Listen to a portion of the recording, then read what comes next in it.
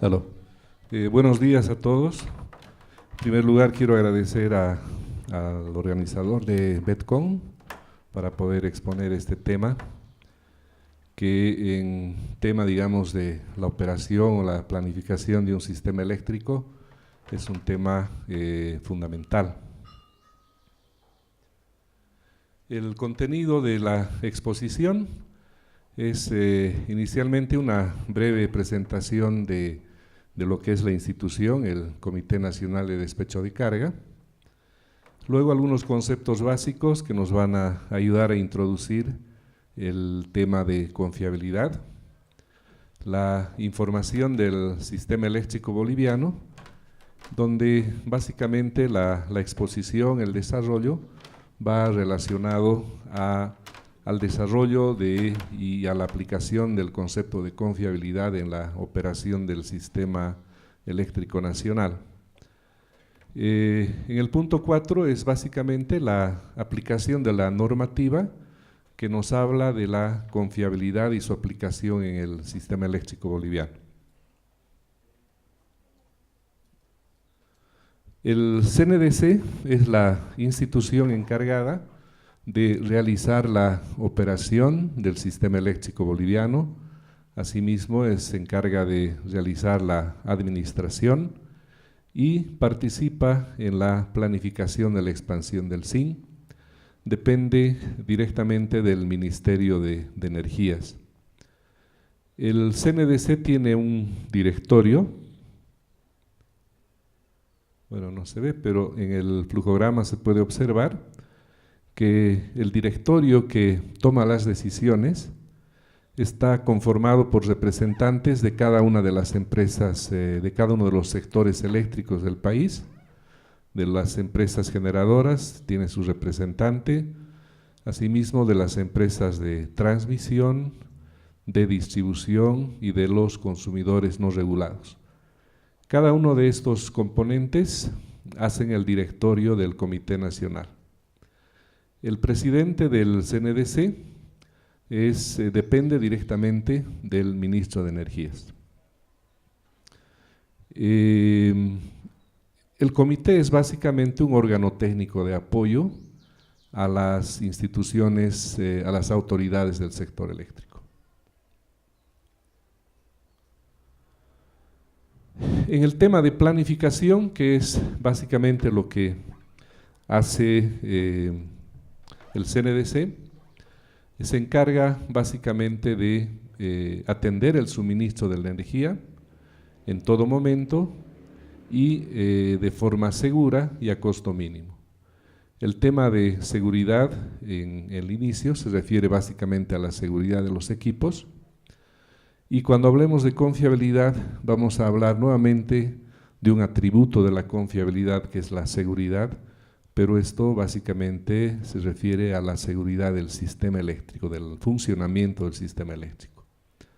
Y como pueden observar, aparece en primera instancia el concepto seguro, es decir, el cuidado de los equipos en cada maniobra, en cada decisión que se tome de realizar una acción de control. Se debe cuidar que los equipos no se dañen, ¿no? Luego aparece el concepto de confiable. Este término de confiabilidad tiene dos atributos que tienen que ver con la suficiencia y con la seguridad. La suficiencia se refiere a que el sistema debe tener suficiente cantidad de generación, debe tener suficientes recursos de transmisión, de tal manera de que se pueda abastecer la demanda en todo momento. Y en último término aparece el concepto de costo mínimo, es decir, el de despacho económico. Es decir, primero se precautela la seguridad del sistema y en último término se hace la optimización a mínimo costo. La planificación de la operación se realiza, la del mediano plazo, se realiza 2 veces al año y se ve un horizonte de 4 años. Aquí básicamente en el mediano plazo lo que se hace es optimizar los recursos hidrológicos y la información que se saca es básicamente la cuál es el uso del agua que se va a hacer durante estos 4 años.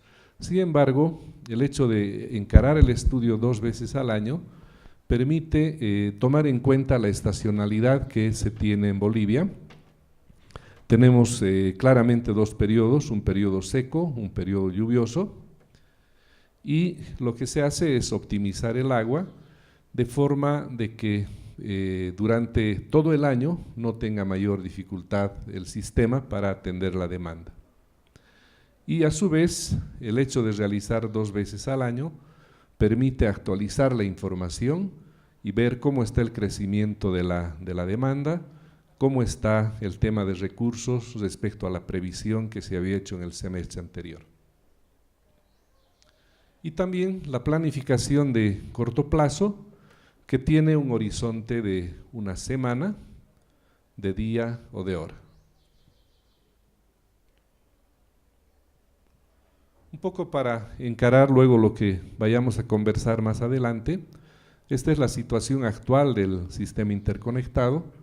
Acá se muestra la demanda por cada departamento. Se observa que el departamento de Santa Cruz es el departamento que tiene mayor demanda, mayor consumo.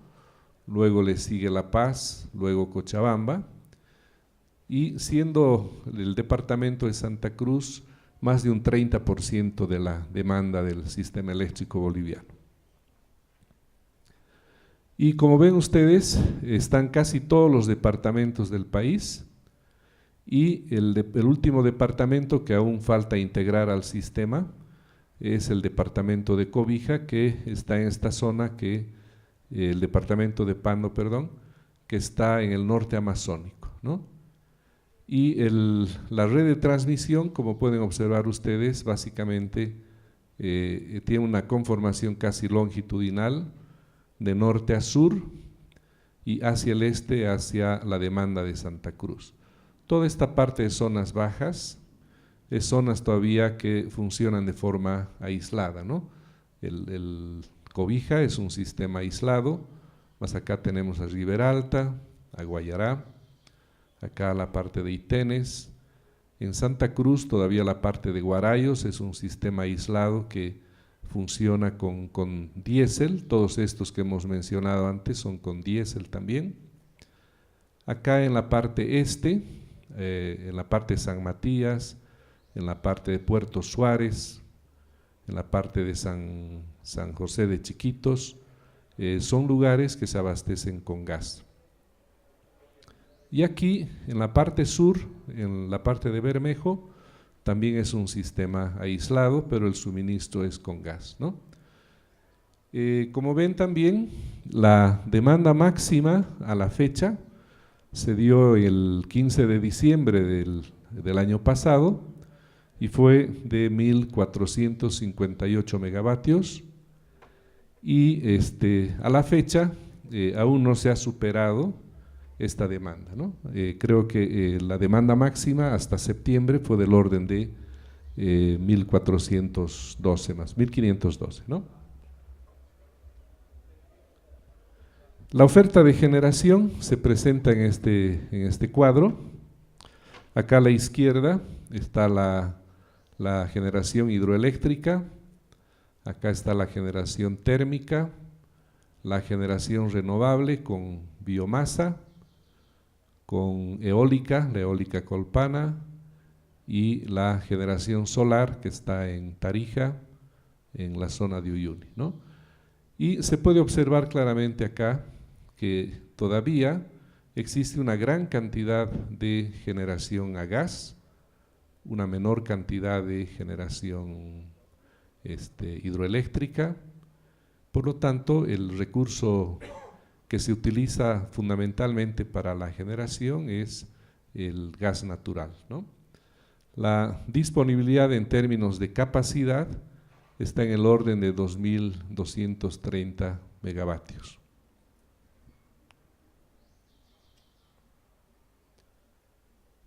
Esa es, digamos, la situación actual del sistema, y lo que queremos mostrar un poco es cuál es la previsión que se tiene para el mediano plazo, ¿no?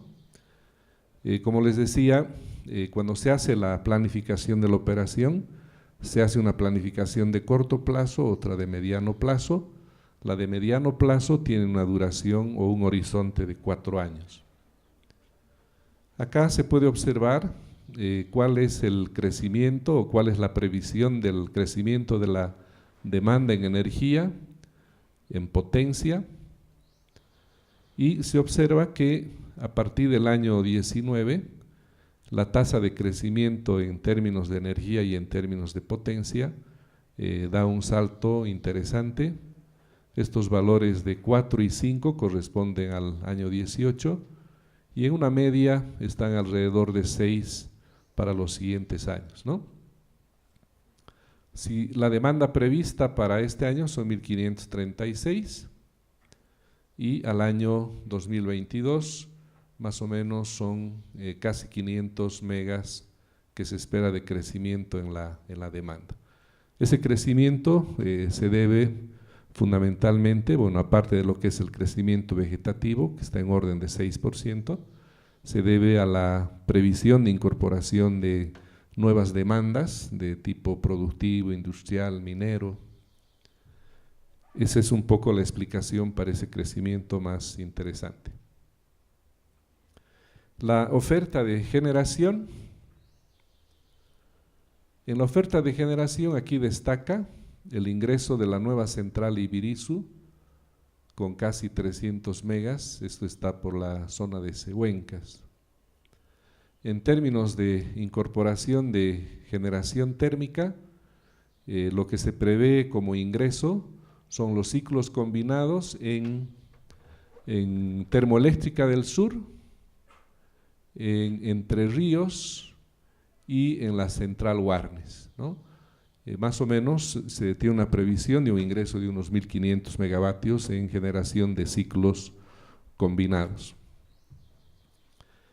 En generación renovable destaca la incorporación de nueva generación eólica en el área de Santa Cruz. Y generación solar también se prevé, este está con información, digamos, a primer semestre, y se prevé el ingreso de una segunda fase en Oruro de generación solar, ¿no?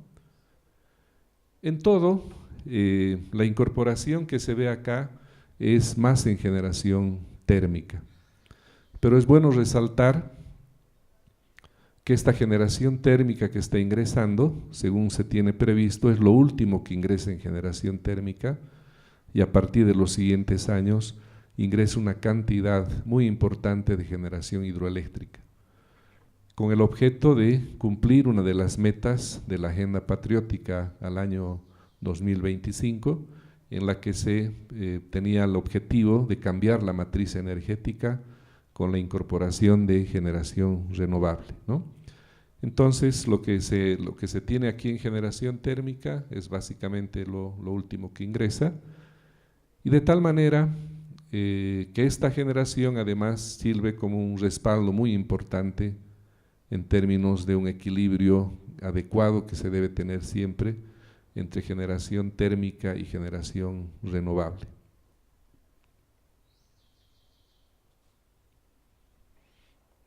Este es el sistema de transmisión, también mirando hacia el año 2022.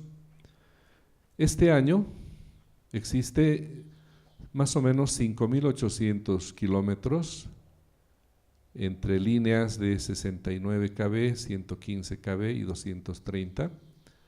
Y en 4 años, fíjense, se estima una incorporación muy grande de transmisión, casi 2.000 kilómetros, ¿no? Se tiene fundamentalmente un mayor crecimiento en líneas de 230 kV y las primeras líneas de 500 kV que van a ingresar al sistema a partir del año 2020. Entonces, como ustedes pueden observar, acá en el mapa eléctrico, los proyectos en 230 que van a ingresar al sistema resaltan, digamos, este proyecto que interconecta el área oriental con el área de Trinidad. ¿Cuál es la importancia de este proyecto? Actualmente hay un gran consumo de diésel en Trinidad. Lo mismo en esta zona de Guarayos, lo mismo en la zona de Misiones. Entonces, con el ingreso de este proyecto de transmisión, se prevé que ya no es necesaria la generación diésel en esta zona. Ustedes saben que la operación que se hace con motores diésel se hace con un costo subvencionado del diésel, ¿no? Mientras el diésel cuesta casi $1, digamos, $1.10, para la generación eléctrica se tiene un costo de casi 1.1 bolivianos. El diésel que se vende para los vehículos es 3.80 más o menos, ¿no? Entonces la subvención que hace el Estado para garantizar el suministro de energía a estas zonas es realmente bastante importante, ¿no? Y la premisa, desde luego, es tratar de dejar de usar el combustible líquido para generación. Otros dos proyectos que resaltan, espero que lo puedan apreciar, es que de la zona de Santibáñez es la subestación más importante que tenemos en el área central. Desde Santibáñez se construye la primera línea en 500 hacia la zona de Carrasco. Y luego, de la zona de Carrasco, se construye la segunda línea hacia Santa Cruz, hacia la subestación Breches. De esa manera, lo que se está haciendo es poder aprovechar el gran recurso hidrológico que se tiene en esta zona, porque hay una cantidad interesante de proyectos que ingresan en el área central, muchos proyectos hidroeléctricos, cuya generación es más barata, por lo tanto, esta generación va a tender a ir hacia Santa Cruz, donde se tiene la mayor demanda, el mayor consumo. Luego, otro proyecto importante en 230 kV es la incorporación de la línea que va desde Tarija y va hacia la subestación Litio, ¿no? Este proyecto también es un proyecto muy importante en términos de confiabilidad del sistema, porque aquí había una alimentación radial desde la subestación Punutuma que iba básicamente hacia la demanda de San Cristóbal. Esta demanda de San Cristóbal es la mayor mina que se tiene en Bolivia, que tiene una demanda alrededor de 50. En esta misma zona se incorpora la generación solar de Uyuni, pero con el ingreso de litio, del proyecto litio, que aprovecha básicamente los evaporíferos del salar, se incrementa la demanda y se atendía casi de forma radial una demanda de alrededor de 90 megas. Entonces, alimentar radialmente una demanda de 90 megas compromete seriamente la continuidad, la confiabilidad de suministro de esa demanda, ¿no? Entonces, en miras de eso, precisamente se construye este proyecto de transmisión que va desde Tarija hasta la zona de litio. De esa manera, este punto de alimentación va a tener dos fuentes, ¿no? O dos líneas de alimentación. ¿Qué permite eso? Que si falla una de ellas, se tiene el suministro desde la otra y eso garantiza la continuidad de suministro, ¿no? Entonces, como ven ustedes, al año 22 hay una incorporación de proyectos interesantes que son motivados básicamente por la incorporación de nueva demanda, por la incorporación de nueva generación, por tratar de obtener, digamos, una operación económica en el sistema, donde cuando se tiene el periodo lluvioso, se trata de aprovechar lo mejor posible ese recurso para llevar a centros donde solo tienen generación térmica, y en el periodo seco aprovechar la generación térmica para poder trasladar a la demanda, ¿no? Entonces, de esa manera lo que se logra es optimizar los recursos para generación. Bueno, ese es más o menos un pantallazo de lo que es el sistema, y en función a eso ahora vamos a volver a tocar algunos conceptos que hemos mencionado antes, y, por ejemplo, el concepto de confiabilidad, que es básicamente motivo de la exposición. Entonces, confiabilidad de un sistema dice que es una medida del grado o probabilidad de desempeño satisfactorio de un sistema en un cierto periodo de tiempo. Y aquí lo interesante es que las sociedades modernas, en la medida que se les da continuidad de suministro, se acostumbran a esa continuidad de suministro, ¿no? Entonces, lo que ellos exigen es que esa calidad de suministro y esa continuidad de suministro permanezca. Entonces, el desarrollo de los sistemas en función de estas necesidades va realizando su expansión, porque si bien cuando hay una interrupción de suministro se puede valorizar esa interrupción de suministro por valores que están definidos, pero lo que no se puede valorizar es el impacto que tiene en la sociedad cuando ellos pierden el servicio, ¿no? Ese impacto es intangible, pero sí es muy fuerte. Y por lo cual se dice además, y es bueno mencionarlo, de que la confiabilidad de 100% no existe, ¿no? Entonces, lo que uno puede tratar de hacer es mejorar la confiabilidad, pero para eso se tienen que realizar inversiones. Entonces, el concepto de confiabilidad y mínimo costo son conceptos que a veces se contraponen. Yo quiero mayor confiabilidad, tengo que realizar mayores inversiones, ¿no? Y esas inversiones puede ser en tener equipos redundantes o en realizar programas de mantenimiento adecuados, ¿no? Por lo tanto, para poder, digamos, encontrar un grado aceptable de confiabilidad, lo que hay que tratar de encontrar es un equilibrio técnico-económico.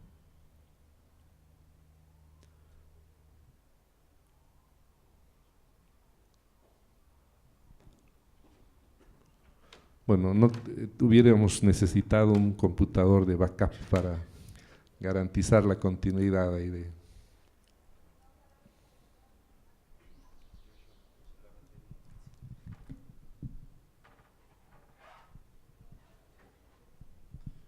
En el suministro eléctrico eso es lo que se trata básicamente de tomar cuidado de que no se interrumpa un servicio, ¿no? Y para eso, pues, no sé, en este caso habrá que traer otro computador para continuar la presentación. ¿Ah? ¿Ya está?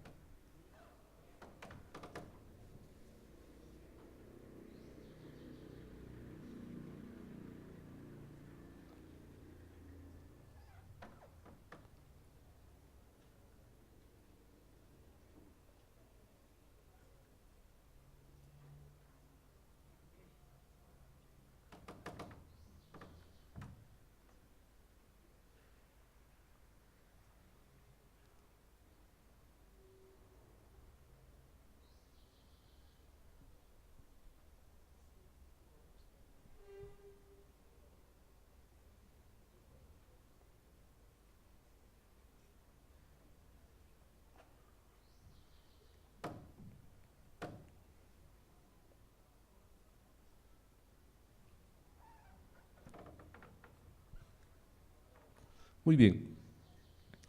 Entonces tenemos un concepto clásico de cómo explicar la confiabilidad, y lo que principalmente ahora vamos a hacer énfasis en que la confiabilidad tiene dos atributos importantes, ¿no? Que son la adecuación del sistema y la seguridad del sistema. ¿Qué se entiende por adecuación del sistema o suficiencia? Son dos términos que se usan muy comúnmente. Nos dice que es la capacidad del sistema para satisfacer la demanda con la calidad requerida, considerando salidas de servicio de componentes, ¿no? Ya sea por mantenimientos preventivos, por fallas. El tema es que debo tener suficiente capacidad de generación y transmisión para poder mantener el servicio. Y además aparece aquí un concepto interesante que es calidad. El servicio tiene que cumplir ciertos límites de calidad que más adelante los vamos a mencionar. Este concepto de suficiencia o de ocasión es una condición estática. En el tema de seguridad es un complemento fundamental y cuando tenemos los dos atributos decimos que el sistema tiene la confiabilidad adecuada. En términos de seguridad, ¿cómo definimos? Nos dice que es la capacidad del sistema para soportar perturbaciones repentinas que se producen en el sistema, como pérdida de generación o falla de componentes de transmisión.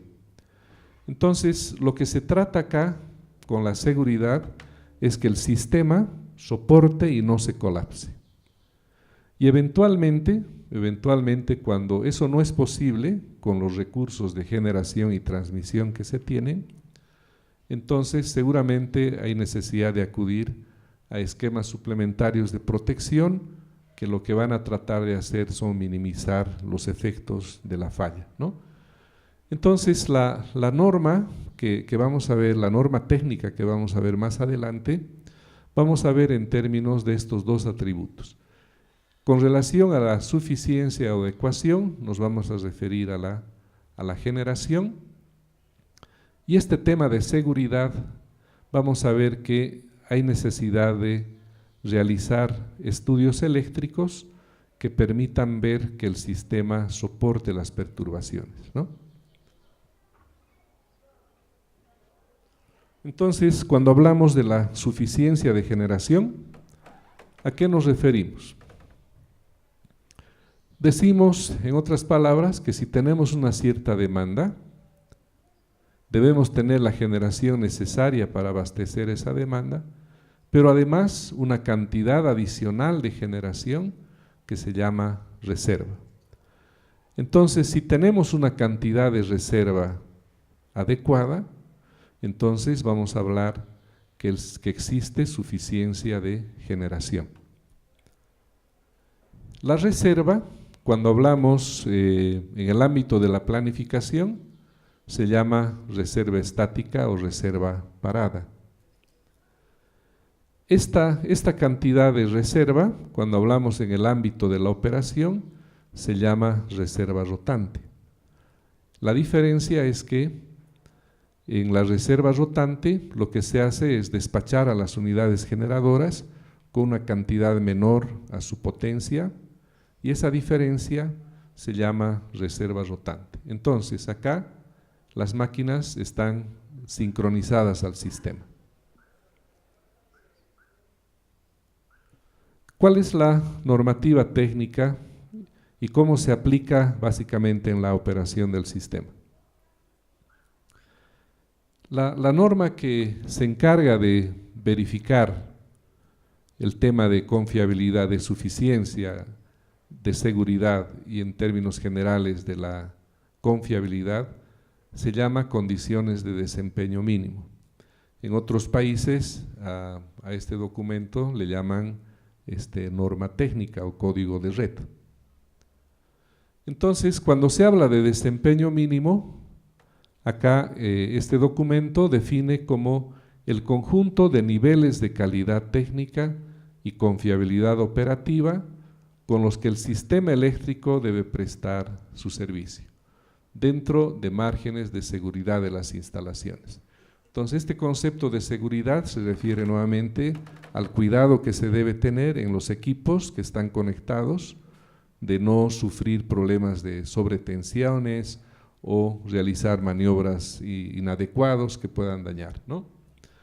Y cuando hablamos en términos de calidad, vamos a ver de que en la operación del sistema hay necesidad de respetar ciertos rangos de voltaje y de frecuencia en el sistema.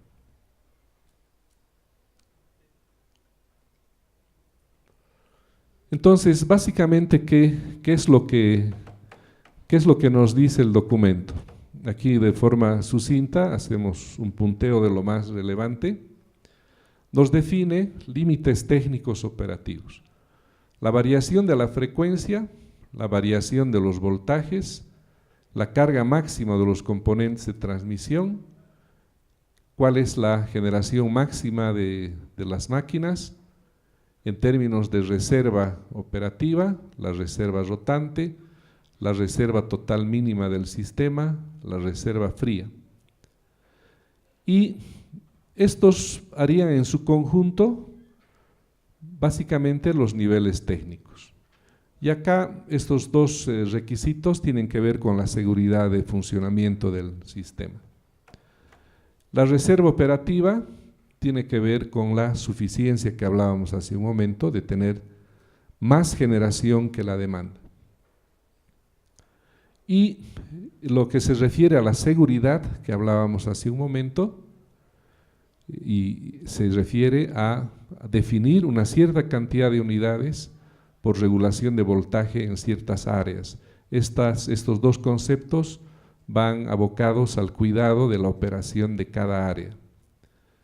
Y la transferencia máxima en caso de que exista algún elemento, algún área del sistema que esté alimentada en forma radial. Entonces, los límites de variación de frecuencia admitidos se consideran dos estados: un estado normal de operación, que es donde debe funcionar normalmente la red, y se admite una variación de más o menos 0,25 Hz.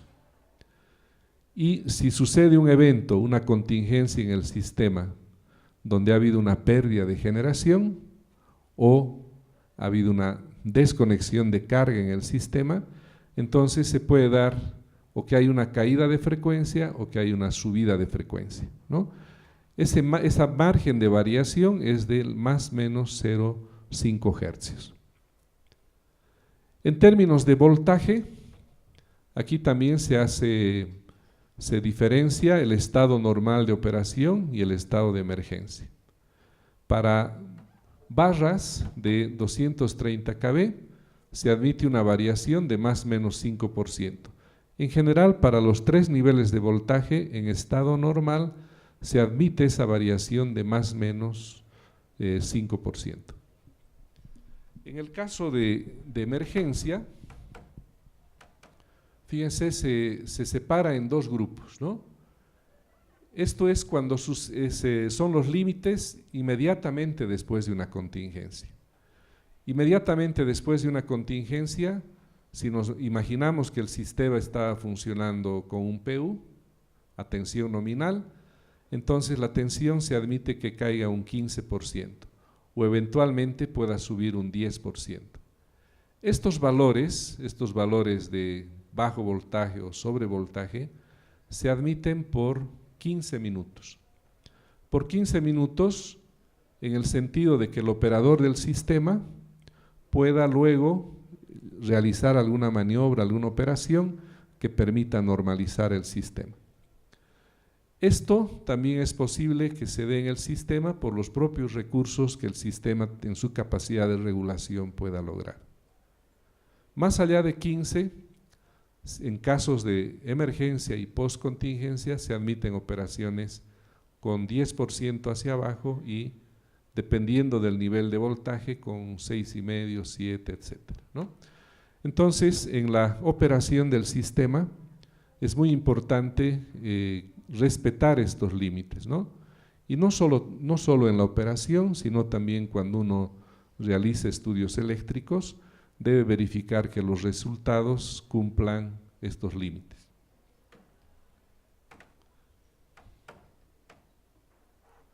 Otro aspecto que tiene que ver con los cuidados que uno debe tener con el sistema es que en estado normal de operación ningún elemento debe funcionar por encima de su capacidad máxima.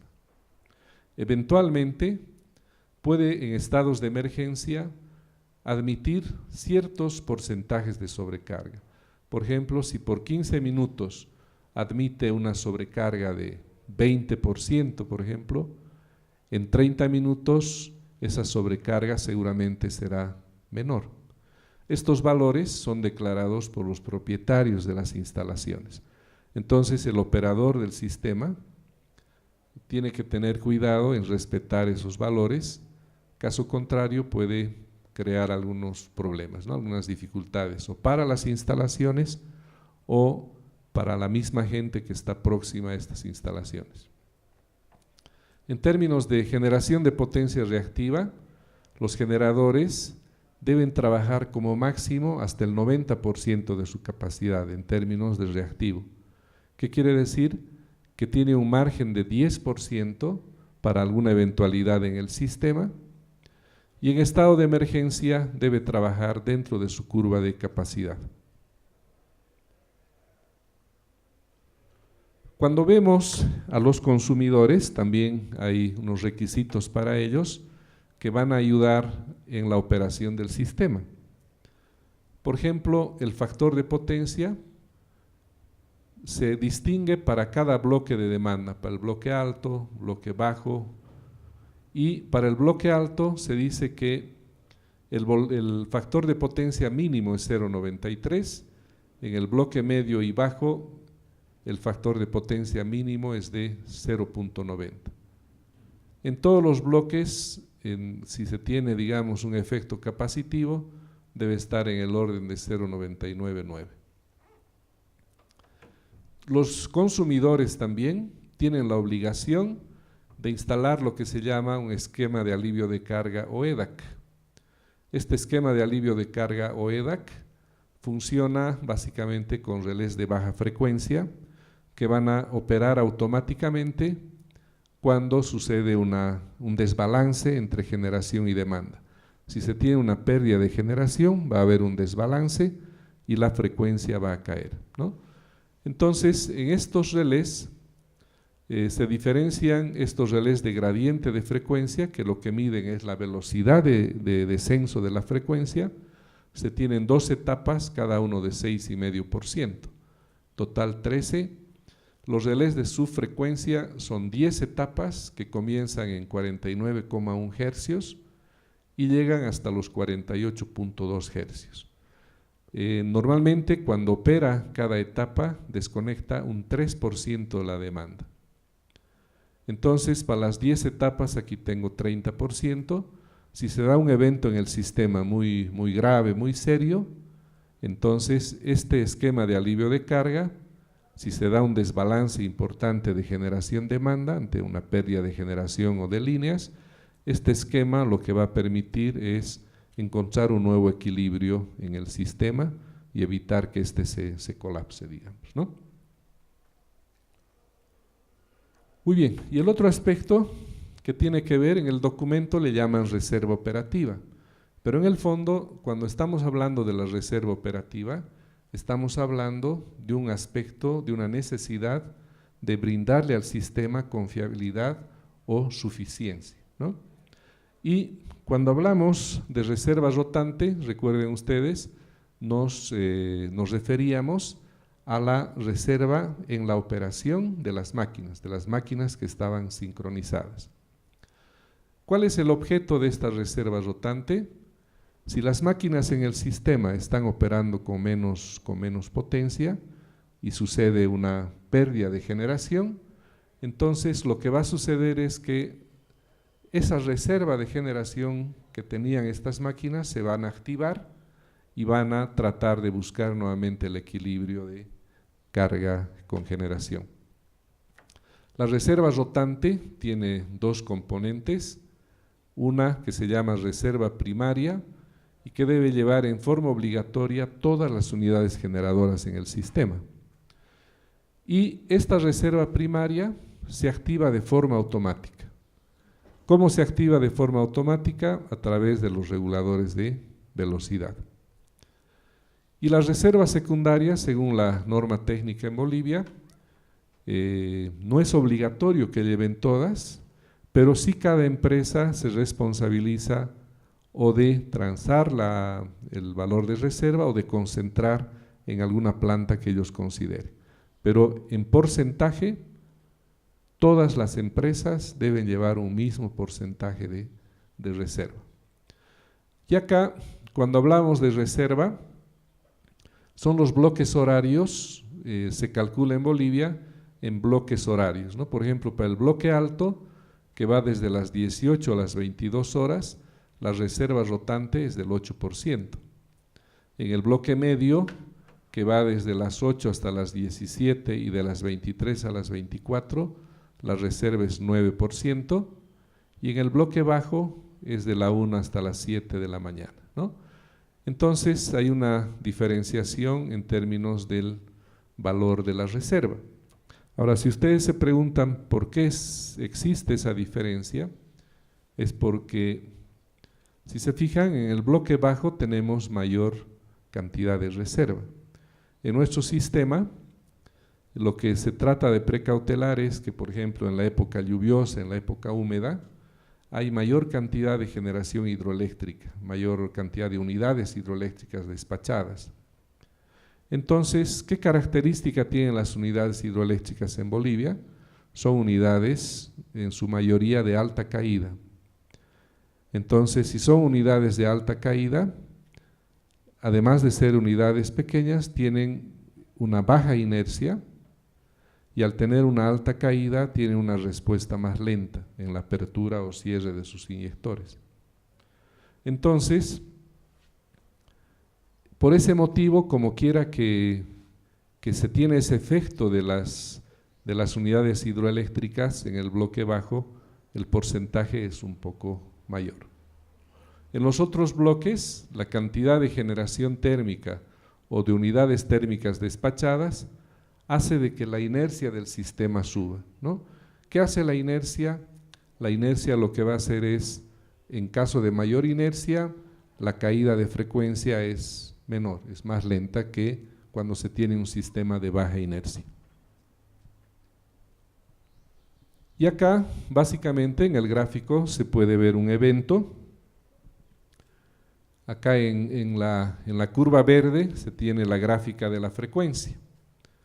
Entonces, ha sucedido en el sistema la pérdida o la desconexión de una máquina. Como resultado de la desconexión de una máquina, entonces hay un desbalance de generación y carga. Como tenemos menos generación, entonces se da una caída de la frecuencia, ¿no? Cae la frecuencia hasta un mínimo y luego se estabiliza. Este primer tramo de la curva se le llama la respuesta inercial del sistema. Básicamente son las masas rotantes que a través de su energía cinética tratan de compensar lo que faltó, pero no es suficiente. Y más o menos por acá se observa que hay un pequeño quiebre en la frecuencia. Ese pequeño quiebre se debe a que ya los reguladores de velocidad están comenzando a activar la reserva de sus máquinas. Por lo tanto, cambia la pendiente de la curva, ¿no? Y una vez que han activado toda su reserva, bueno, la frecuencia logra recuperarse. Si la frecuencia no cae por debajo de 49.1, entonces no hay desconexión de carga. Si la frecuencia cae por debajo de 49,1 Hz, entonces se produce la desconexión de carga. En esta otra gráfica rojo y azul se ve cuál es la respuesta de una máquina térmica. La máquina está funcionando con una cierta potencia y aumenta su generación. ¿Cómo aumenta su generación? Por acción de los reguladores de velocidad de forma automática, ¿no?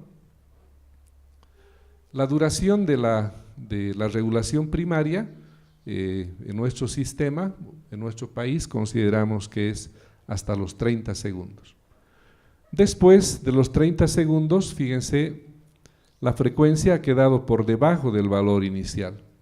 Entonces, la corrección de esta frecuencia hasta su valor nominal se realiza precisamente con lo que se llama la regulación secundaria de frecuencia. ¿Sobre qué actúa la regulación secundaria? Sobre la reserva secundaria. En Bolivia, esta regulación se hace aún de forma manual esta regulación lo hace las centrales de Corán y Santa Isabel, o en su caso las centrales de La Paz hidroeléctricas, ¿no? Y para el siguiente año se tiene previsto el cambio del sistema SCADA en el centro de control, y con la incorporación de ese nuevo sistema SCADA, lo que se quiere es incorporar la regulación automática de frecuencia, ¿no? O también se llama el AGC. Entonces acá hemos podido observar un poco la importancia de tener una reserva rotante en el sistema, que lo que nos permite es corregir los desvíos de frecuencia. El cálculo de la reserva rotante tiene un enfoque técnico-económico, ¿no? Tiene un impacto económico porque cuando una máquina térmica se despacha con menos potencia que su potencia óptimo, entonces baja el rendimiento, la eficiencia de la máquina. Y cuando baja la eficiencia de la máquina, entonces tiene un mayor consumo de combustible, por lo tanto hay un sobrecosto. Entonces acá en el eje horizontal están puestos valores porcentuales de reserva primaria, y para cada valor de reserva se observa que existe un incremento en el costo de operación. El hecho de tener menos reserva que la necesaria, lo que hace o lo que puede ocasionar es que el desequilibrio generación-demanda, la reserva no es suficiente para poder corregir. Entonces tiene que corregir una desconexión de carga. Entonces cuando sucede una desconexión de carga, hay un costo de energía no suministrada. Y se observa que en la medida que aumenta el porcentaje de reserva, ese costo de energía no suministrada también va reduciéndose, ¿no? Entonces en el análisis costo-beneficio se observa que sumando ambas curvas hay un mínimo costo de operación y de energía no suministrada. Entonces para ese valor se encuentra la reserva rotante óptima. Esos valores que hemos mostrado hace un momento responden precisamente a esta forma de cálculo. El otro aspecto es la reserva total mínima del sistema. Si recuerdan, hace un momento habíamos hecho un dibujo parecido, ¿verdad? Aquí teníamos la demanda del sistema, en este caso estamos mostrando la demanda máxima. Aquí está la generación necesaria, generación térmica, hidroeléctrica, y una generación adicional. ¿Y qué dice la norma técnica en Bolivia? Nos dice que debo tener un margen de reserva estática de un 21%. ¿De dónde sale ese número? Sale un poco de la estadística de la indisponibilidad programada y forzada de las unidades, y la otra parte corresponde a la reserva rotante. En su conjunto, entonces, hacen la reserva total mínima del sistema, ¿no? Entonces, este componente tiene una parte de reserva rotante y tiene una parte de reserva parada, que también le llaman reserva fría. En el documento, en la norma técnica, acá nos dan una ecuación, una forma de cómo calcular la reserva fría. Esa reserva fría se calcula a partir de la reserva total mínima que habíamos mostrado antes, de la capacidad efectiva de las máquinas y de la generación para atender la demanda máxima. Entonces, del análisis o del cálculo aritmético se determina cuál sería el porcentaje. Por ejemplo, aquí tenemos una demanda de 1655, una potencia abastecida por las máquinas de 1600. Como estas máquinas no están a plena potencia, entonces su capacidad efectiva es un tanto mayor. Si debo tener el 21% de reserva, entonces la reserva total son 383. En base a estos valores se hace el cálculo de lo que sería la reserva fría del sistema. Entonces, esta es una salida típica para esa condición a la que estábamos comentando. Muy bien, todo lo que hemos visto hasta hace un momento tiene que ver básicamente con un análisis energético del sistema.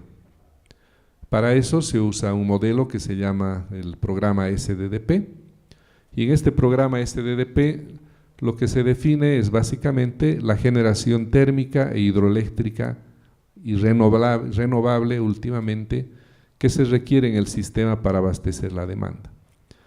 Pero, como decíamos al principio, cuando hablamos de confiabilidad de un sistema, la confiabilidad tiene dos atributos. Uno es la suficiencia, que hemos hablado hacia atrás, y el otro es la seguridad. O sea, hay que verificar que el sistema soporta fallas. Y para eso hay necesidad de realizar estudios eléctricos. Por otra parte, hay necesidad de ver si se cumplen los niveles de voltaje deseados, observar si hay problemas de carga y sobrecarga en el sistema, y para hacer ese análisis se hace un análisis en régimen normal de operación con un programa flujos de potencia. El análisis de seguridad N-1 consiste en quitar un elemento del sistema, ver cómo funciona este, y el análisis estacionario se hace con el programa de flujos de potencia, y el análisis en régimen dinámico se hace mediante estudios de estabilidad. ¿Qué queremos verificar? Verificar si existen problemas de regulación de voltaje, si hay problemas de sobrecargas en líneas o transformadores, o hay problemas de estabilidad, o eventualmente problemas de actuación de protecciones indeseables, ¿no? Acá nuevamente vemos el sistema boliviano en su conjunto, ya para el año 2022, y aquí podemos observar la línea de transmisión que va desde Caranavi hasta la ciudad de Trinidad.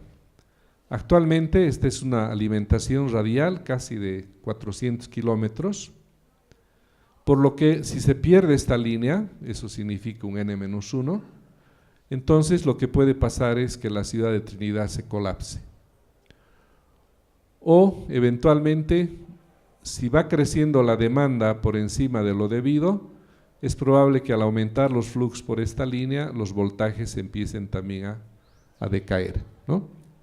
Entonces, esa identificación de esos problemas se hace mediante los estudios eléctricos. La norma técnica que nos dice que hay necesidad de determinar un número de unidades por regulación de voltaje. Si tengo problemas de voltaje y en la zona existe generación como recurso, entonces puedo determinar cuántas unidades generadoras necesito. Por ejemplo, acá este resultado corresponde al sistema sur, y en el sistema sur, acá estamos en la zona de Potosí. En esta zona de Potosí prácticamente no hay generación y existe una cantidad minera, de carga minera importante. Entonces existen problemas de regulación de voltaje. En la parte de Sucre, lo mismo, como quiera que hay líneas que llegan hasta la ciudad de Sucre, un despacho económico lo que puede hacer es que no despache a las unidades que existen porque son más caras. Por lo que el análisis de suficiencia mediante los estudios energéticos no detectan el problema. Este problema se detecta a través de los estudios eléctricos.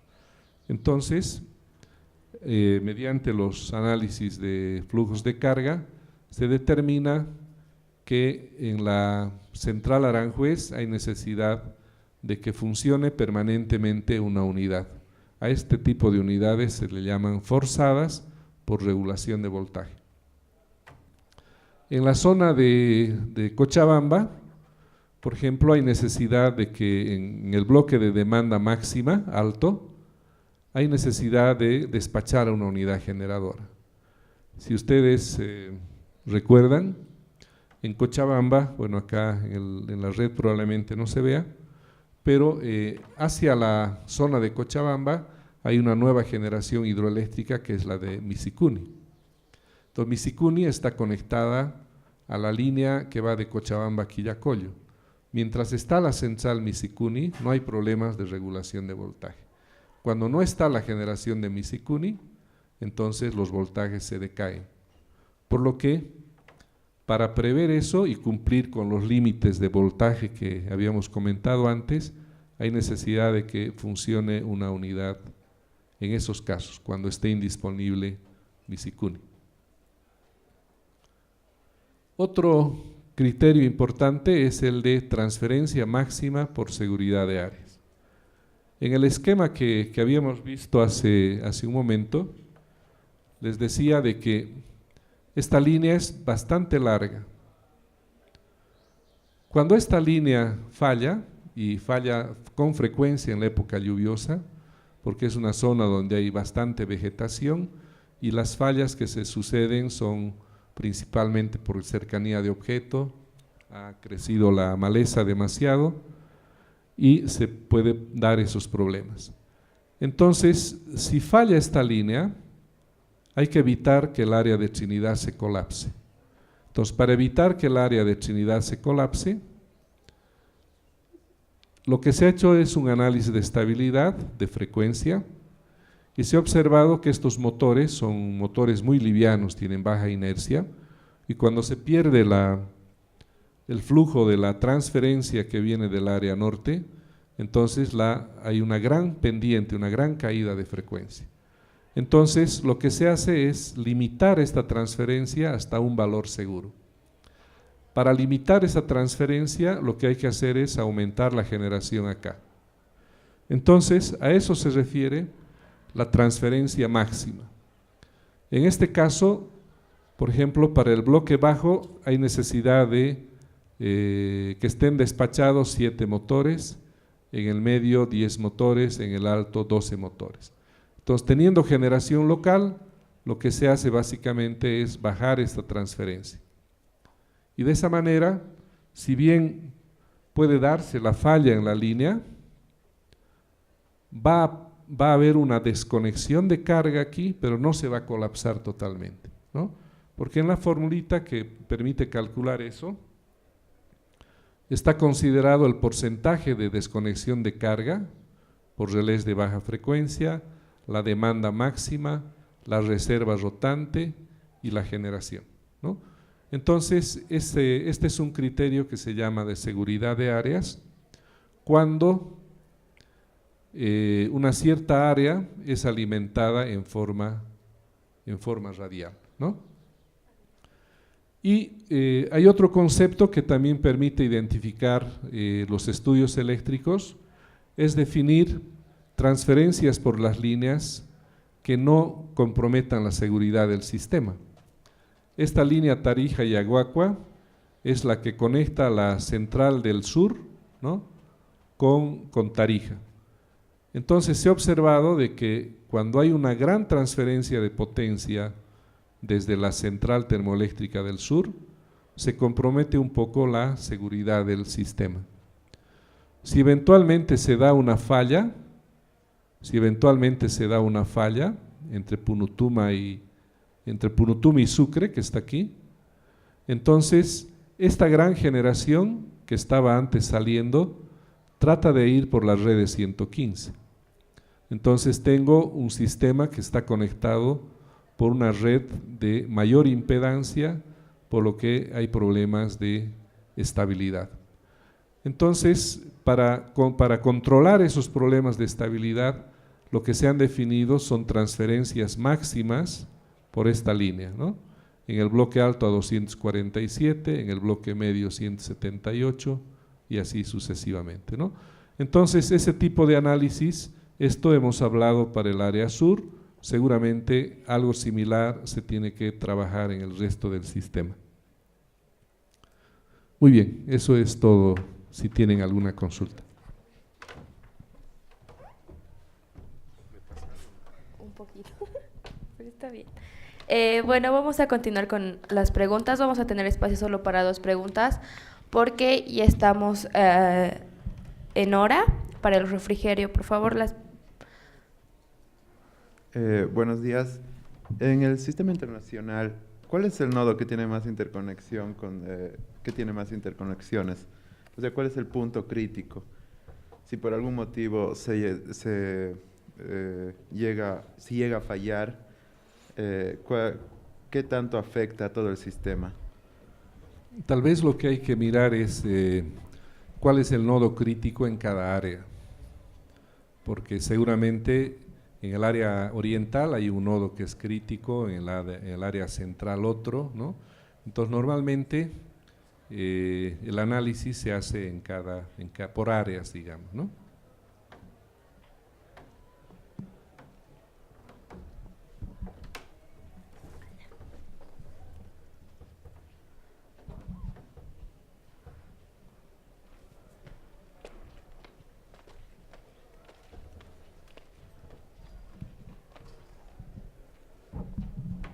No. Para el tema de energía solar generada, por ejemplo, en una industria, una institución o en los hogares, existe normativa y es técnicamente factible la reinyección de energía excedente al SIN, y existen algún tipo de incentivos para fomentar o para, por ejemplo, bajar el costo al consumidor de energía, o como se hace en Europa, por ejemplo, y eso relacionado con la tendencia de Smart Grid. En Bolivia, ¿cómo estamos? Bueno, en Bolivia todavía no tenemos normativa para la generación distribuida, y evidentemente la realidad y la necesidad en Bolivia para contar urgentemente con ese recurso, digamos, no es la misma como en Europa. En Europa ya sus fuentes de energía se están agotando y tienen que acudir muy rápidamente a otras fuentes. Entonces la generación distribuida, lo que conocemos es que en granjas, en hogares, en oficinas tienen paneles solares, ¿no? para la generación. En Bolivia ahora tenemos bastante recurso, ¿no? Ya sea térmico, hidroeléctrico y renovable también. Entonces todavía creo que para Bolivia no es el momento, digamos, para incorporar esa tecnología.